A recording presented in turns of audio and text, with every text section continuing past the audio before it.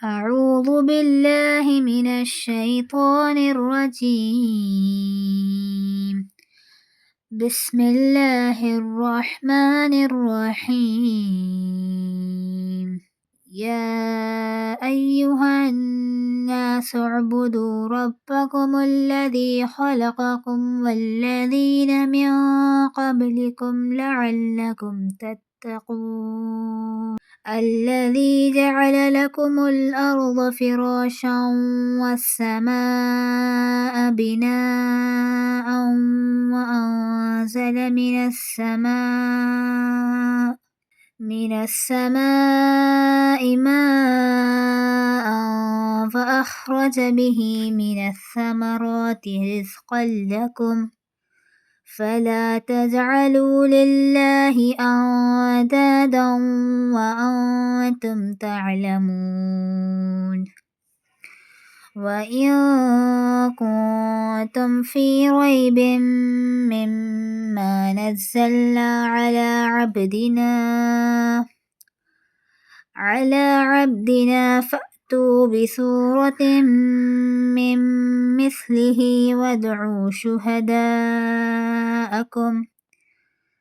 وادعوا شهداءكم من دون الله إن كنتم صادقين. فإن لم تفعلوا ولن تفعلوا فاتقوا النار التي وقودها الناس والحجارة أعدت للكافرين. وبشر الذين آمنوا وعملوا الصالحات أن لهم جنات تجري من تحتها الأنهار كلما رزقوا منها من ثمرة رزقا قالوا هذا الذي رزقنا من قبل وأتوا به متشابها ولهم فيها أزواج مطهرة وهم فيها خالدون. إن الله لا يستحيي أن يضرب مثلا ما بعوضة فما فوقها فأما الذين آمنوا فيعلمون أنه الحق من ربهم وأما الذين كفروا فيقولون ماذا أراد الله بهذا مثلا يضل به كثيرا ويهدي به كثيرا وما يضل به إلا الفاسقين. الذين ينقضون عهد الله من بعد ميثاقه ويقطعون ما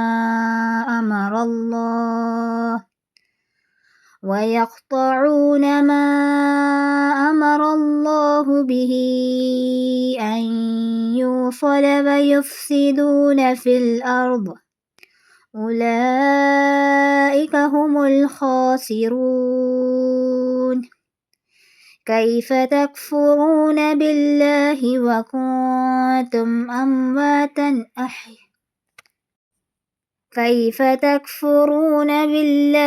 وكنتم أمواتا فأحياكم ثم يميتكم ثم يحييكم ثم إليه ترجعون. هو الذي خلق لكم ما في الأرض جميعا ثم استوى إلى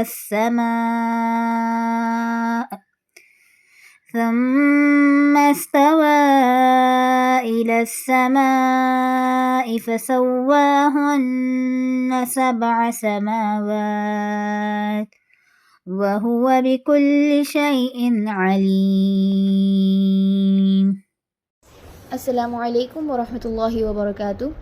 This is Munibah Khan and you're watching Duroos-Ul-Qur'an. Inshallah, today we'll be discussing lesson number 5, Surah Al-Baqarah, Ruku number 3, volume 1. The Qur'anic message and challenge for all. أعوذ بالله من الشيطان الرجيم. بسم الله الرحمن الرحيم. O people, worship your Lord who created you and those before you, so that you may become righteous. He is the one who made the earth a carpet for you, and the sky a roof, and sent down water from the sky, then brought forth with its fruits as a provision for you. So do not set up rivals to Allah when you know. If you are in doubt about what we have revealed, that is Qur'an, to our slave Muhammad Sulaiman Qasmi, then bring a surah, that's a chapter, similar to this, and do call your supporters other than Allah, if you are truthful. But if you cannot, and of a surety you cannot, then fear the fire whose fuel will be people and stones, which is prepared for the disbelievers, and give good news to those who believe and do righteous deeds, that for them there are gardens below which rivers flow. Every time they are given a fruit from there to eat, they will say, this is what we have been given before, and they will be given fruits resembling one another, and for them there will be wives purified, and there they will live forever. This is the third ruku of Surah Al-Baqarah, whose 5 verses are recited and their translation is presented. The first point that strikes our minds in these verses is that the call and message of the Quran are common to all humanity. Therefore, it is the responsibility of all those who believe in the Quran to strive to convey the message of the Quran to all human beings. The second point is that the message of the Quran for all human beings is to worship their Rabb. Now, 2 questions arise here. First, who is Rabb? And the second, what is ibadat? These 2 words are in some way answers to each other. There are 3 meanings of the word Rabb, and in all 3 meanings, only Allah Almighty is entitled to be called Rabb. One of its meaning is master and Lord. The second meaning is nurturer, sustainer, caretaker, and guardian. The third meaning is ruler, regulator, and administrator.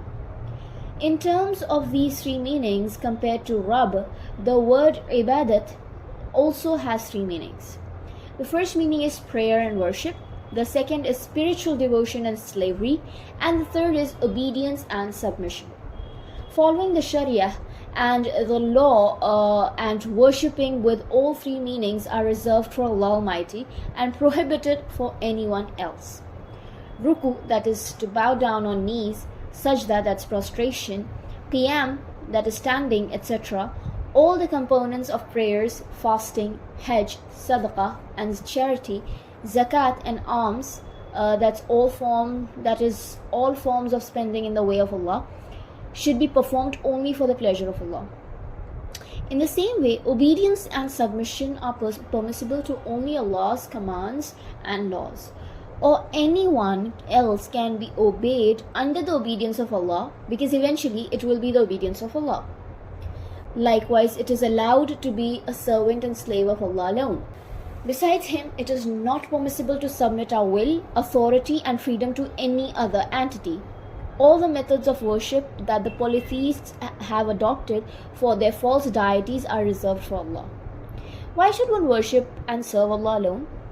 One of the reasons is that since He is your Rabb, you should worship Him. The second argument is because He is your creator, so worship Him alone.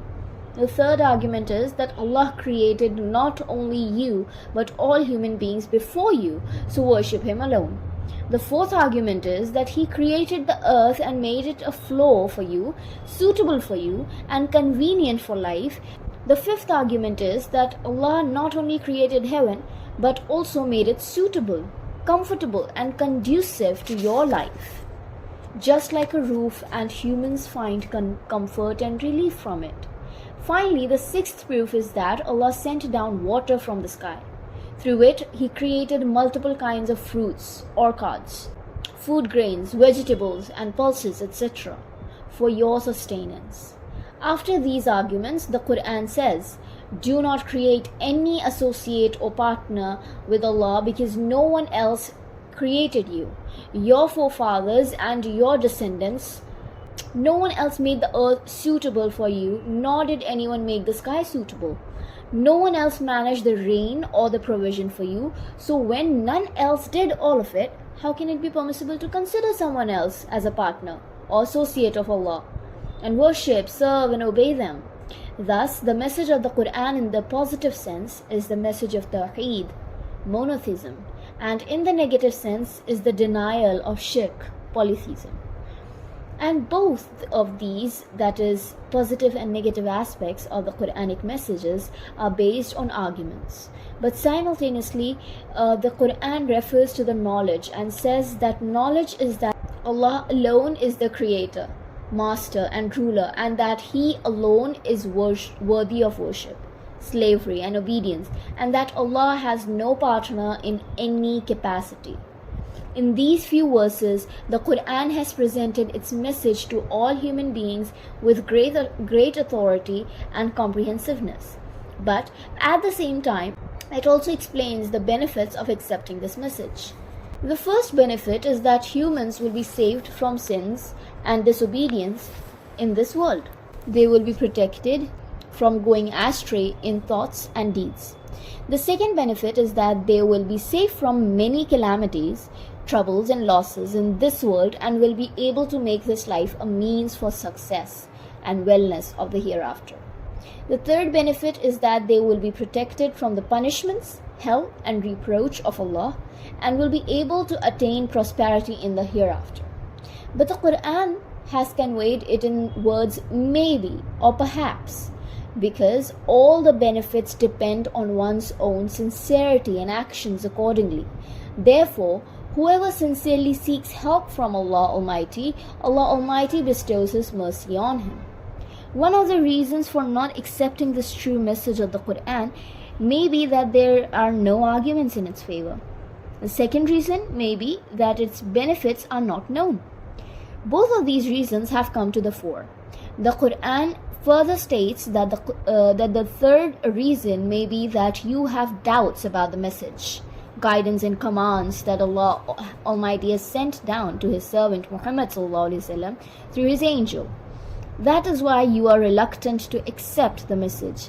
And if it is Muhammad ﷺ who forged this message himself or sought help from another human being in this regard and says that it is a revelation of Allah, in that case you are also a writer, orator, poet, fluent and eloquent.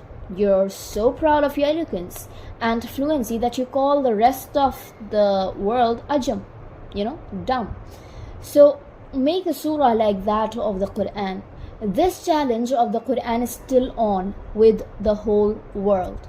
It's not only for the Arabs of the time of the revelation of the Quran or later, but also for the intellectuals, writers, poets, linguists, orators and eloquent people of all languages of the world.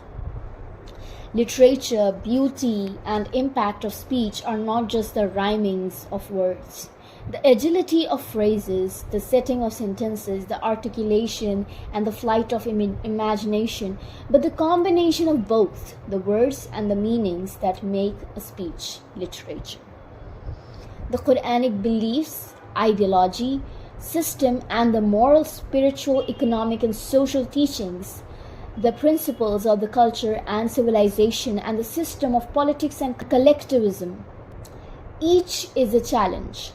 However, this challenge is common to all humanity, just as the message of the Quran is common to all humanity.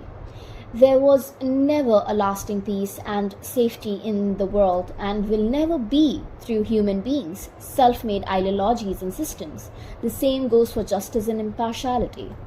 The issues of men and women, laborers and capitalists, farmers and landlords, profession and color, race and languages have never been solved and will never be solved. There is only one solution, and that is the Islamic system.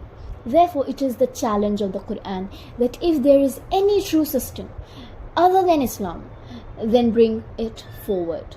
The Quran categorically says, Inna ad-deena inda Allahi al-Islam. Surely the religion in the sight of Allah is Islam. And وَمَن يَبْتَغِي غَيْرَ الْإِسْلَامِ دِينًا فَلَن يُقْبَلَ مِنْهُ. And whoever seeks a religion other than Islam, it will never be accepted of him. Inshallah, we'll continue in the next episode what we have to learn more through these verses. Jazakallah khair. Wassalamu alaikum wa rahmatullahi wa barakatuh.